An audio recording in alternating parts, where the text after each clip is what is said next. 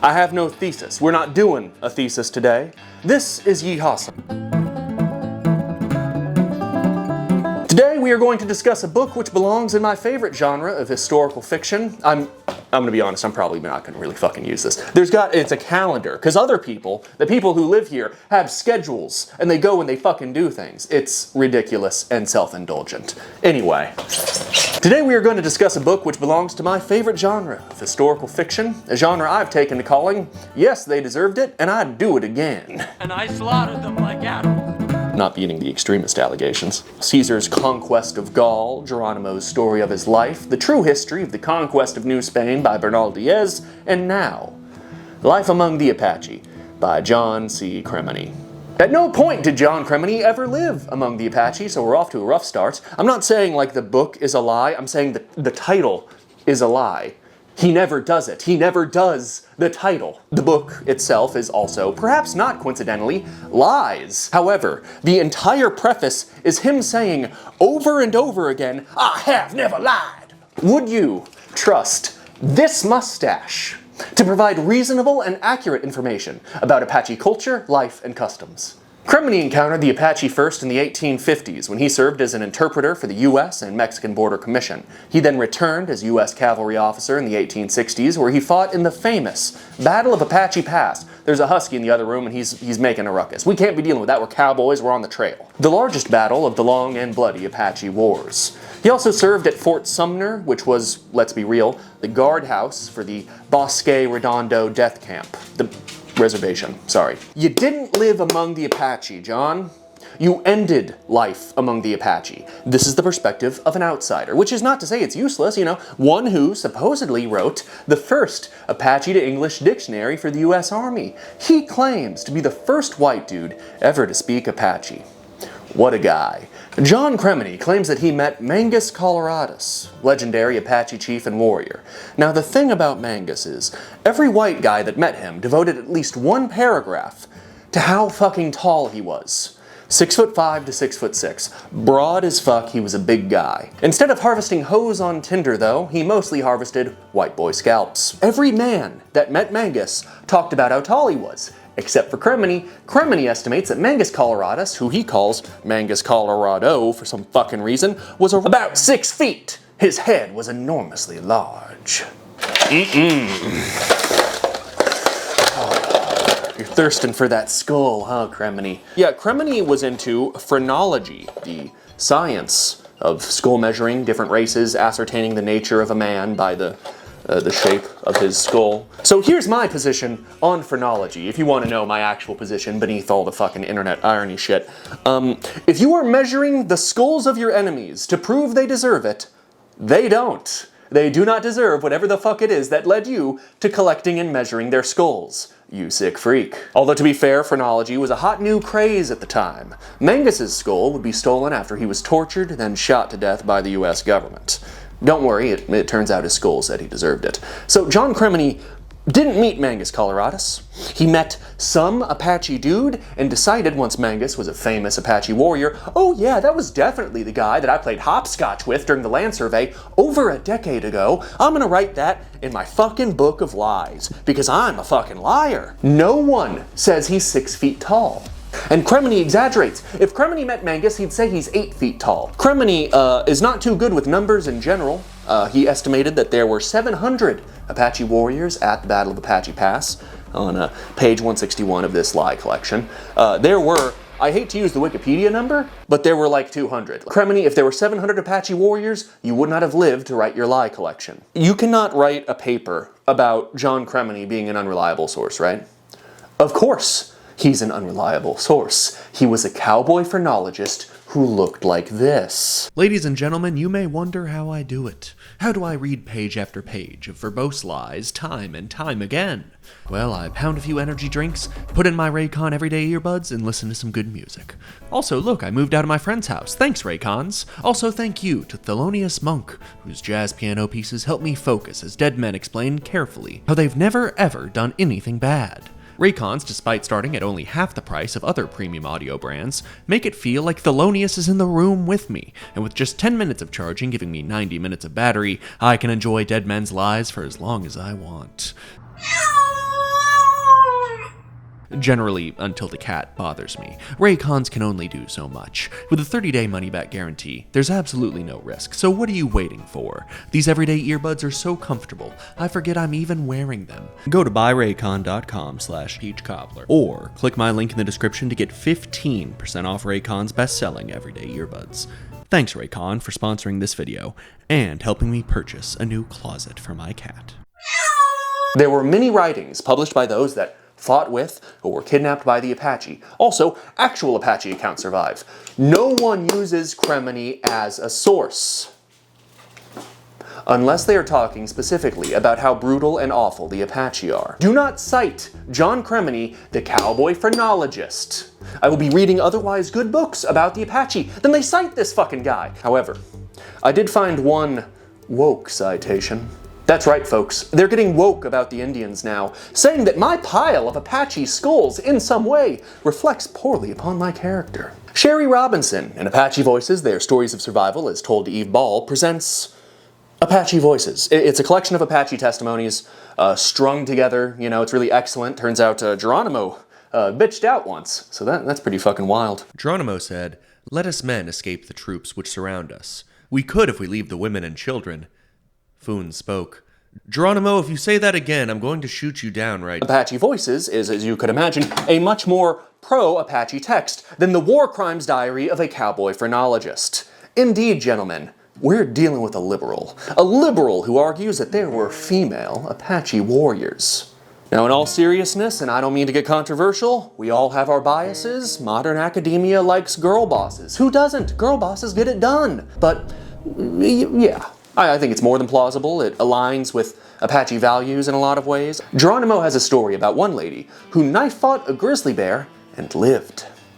Read his fucking biography. How many times do I have to tell you to read it? I'm trying to make it a meme, like Meditations by Marcus Aurelius. Why is this so hard? Can someone please tell the manosphere that you can unlock Apache masculinity by reading Geronimo's autobiography? I love how whenever someone does cite John Cremony, they have to throw in a little burn. So hey, I know that this guy is not someone I should be using, but, you know, like there's always this self-consciousness to it. If you're citing John Cremony, you either burn the shit out of him as you do so, or you're trying to prove the Apache tortured small animals, which, I mean, they did some shit, man. The Apache were not Girl Scouts, let's be very clear. Maybe they did torture small animals all the time. It was the mid-1800s, everyone was a piece of shit, but John Cremony cannot be used as a source on Apache culture. Child rearing.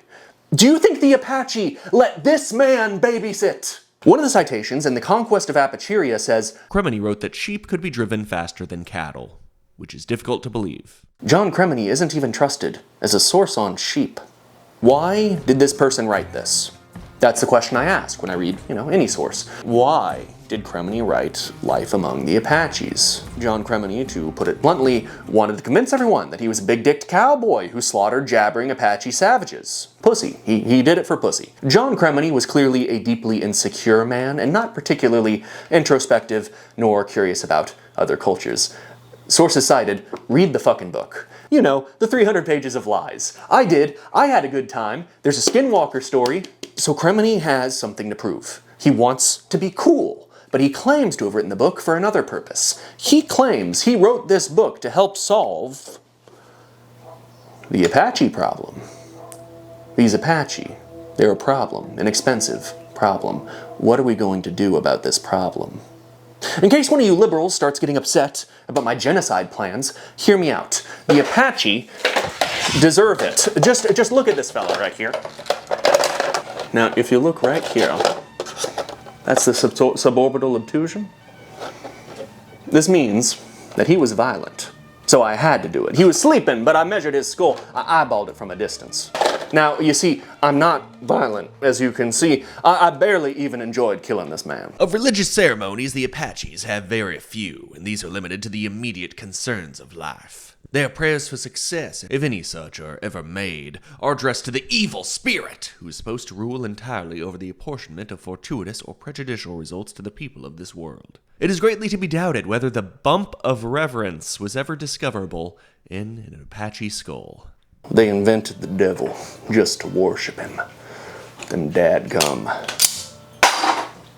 varmints. Cremony's view of Apache spirituality, of course he knew all about their spirituality, is that they believed in a good deity and a bad deity, and they worshipped the bad one because they were the bad guy. Now, why? Right? The god you pray to would be the nice one. It does not make sense to worship the not nice one. He won't give you anything. Why would you imagine a giant asshole in the sky and then pray to him? Why would you do that? So the Chiricahua Apache worshipped one god named Usin. I genuinely cannot, it better not have been Usin. By the way the Apaches tell it, seemed like a nice guy. Interestingly, Usin did not like it when people dug beneath the earth for gold, so the Apache did not care for neither white people, nor Mexicans, nor dwarves. Deep Rock Galactic. There, I talked about it. The Apache don't approve. Never played it. We never prayed against any person, but if we had aught against any individual, we ourselves took vengeance. We were taught that Usin does not care for the petty quarrels of men. At one point during the Border Commission survey, outside of Apache territory and now amidst the, let's be real here, less bellicose Indians. Yeah, I just called the Apache bellicose. They were the Apache, they're fucking, look at them, they're scary. They skinned white boys, and we'll get into why. So the Border Commission set up a telescope to observe a lunar eclipse. The Pimas and Maricopas, naturally, came to see what all these honkies be doing out here. The Pimas and Maricopas surrounded us by the hundreds, but as we knew them to be thoroughly peaceful and even generous, no notice was taken of their presence. The telescope was placed in position, and on being asked by a Pima what it was, I carelessly replied that it was a terrific cannon, the shot of which would reach to the moon. As the moonlight began to grow less and less and darker, the chief, Kulo Azul, said to me, "What are you doing?" I replied, "We are shooting and killing the moon." This made everybody freak out. Can you believe that? Cremony wasn't done making a fool of Indians with the moon, though. No, Cremony, ever the prankster, told the Pimas and Maricopas that he can and will shoot the moon again during a later solar eclipse. During this eclipse, Cremony set up a circle of seven skulls, and lit a ring of fire. He made a big show out of it, like, oh, it's a ritual, and he's like fucking with them, So, did lunar eclipses actually happen around these dates? That was my first impulse to catch Cremony, that no-good snake in the grass, in his lie. Isn't that cute? For a split second, I thought John Cremony used dates. I don't believe a word of this shit. What bugs me the most is, where did he get the 7 skulls? For the prank. How did you procure the skulls for your prank, Cremony? I visited the grazing ground and selected 7 finely polished skulls of Umas, which I kept concealed in a sack. You walked around and you found 7 skulls, and you put them in a sack. Your skull sack. Your sack for your skulls. Okay, that makes sense.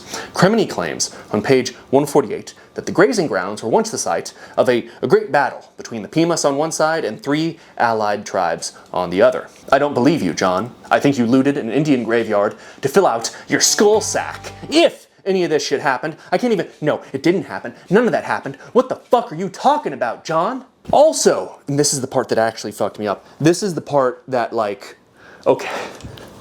He said, these are Umas skulls. I have 7 Umas skulls. Obviously. He said there were 4 ethnic groups that fought in that battle on the grazing grounds. He's showing off. Do you understand what I'm saying?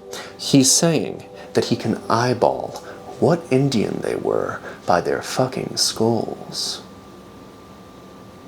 John, I'm gonna be generous. I'm gonna say you did do all this shit. But if that were the case, I am 100% sure that you already had 7 skulls with you. If anyone had a sack of 7 Umas Indian skulls polished and ready to go, it was John Cremony, bringer of civilization. Authority on Apache language, child rearing, and skulls. My sense of humor isn't edgy, it's absurdist, alright? And there's nothing more absurd than this was a Manchu Chinese, and as his funereal Casbah here indicates, he could not feel pain, and therefore I do not feel guilt. How do I know he was Manchu Chinese? Well, his tonus hoc tua here is very pronounced, and he told me his name was Maxwell. He was an IT guy in San Francisco. Oh, hold on. Yeah, he preferred Max. John Cremony, after the conclusion of the surveying expedition, settled down in California, where he spent his time polishing his Umas skull collection and working at a newspaper, and serving as an occasional big dick cowboy badass for hire. You know how it is. That was until the war drums of the Apache called for him once again. Although Cremony signed up to fight in the Civil War, Apache wars were happening concurrently. In general, the Apache caught a few W's during what they called the white boy kerfuffle. Them goddamn graycoats, in spite of their impeccable white skulls, have started a war of rebellion. Cremony would serve in the 2nd California Cavalry Regiment as an officer, as an Air Force veteran, enlisted, obviously, fucking look at me, officers written all over this fucking guy. Oh wow, everyone, LT wrote a book about being a fucking badass. According to every non-Cremony source I can find, he was sort of a shitty officer, so I'm sure he did quite well. But there aren't a lot of non-Cremony sources on Cremony. Cremony wrote all this about himself. No one ever writes about Cremony. What few non-Cremony sources do exist are largely complaints from his contemporaries that he wasn't actually very good at killing Indians. All the same, during this time, Cremony played a role in 2 famous historical events, the aforementioned Battle of Apache Pass and the Long Walk of the Navajo. In the mid-1860s, thousands of Navajo were forced to walk hundreds of miles to the reservation the Army had set up in New Mexico, a reservation which would go down in history as among the most deplorable of all. The Bosque Redondo was a reservation built for both the Navajo and the Mescalero Apache, groups with long histories of conflict. Conditions on the reservation were so poor that it would be declared a failure and shut down by the US government after only half a decade. To be perfectly blunt, it was the worst Indian reservation. That was where John Cremony would live his life, among the Apache, as their prison guard at the death camp. Navajos who had escaped from the Bosque Redondo began returning to their homeland with frightening accounts of what was happening. It was a wretched land, they said. The soldiers prodded them with bayonets and herded them into adobe-walled compounds where the soldier chiefs were always counting them and putting numbers down in little books. The soldier chiefs promised them clothing and blankets and better food, but their promises were never kept. All the cottonwood and mesquite had been cut down, so that only roots were left for firewood. To shelter themselves from rain and sun, they had to dig holes in the sandy ground and cover and line them with mats of woven grass. They lived like prairie dogs in burrows. With the few tools the soldiers gave them, they broke the soil of the Pecos bottomlands and planted grain. But floods and droughts and insects killed the crops, and now everyone was on half rations. Crowded together as they were, disease had begun to take a toll on the weaker ones. It was a bad place, and although escape was difficult and dangerous under the watchful eyes of the soldiers, many were risking their lives to get away.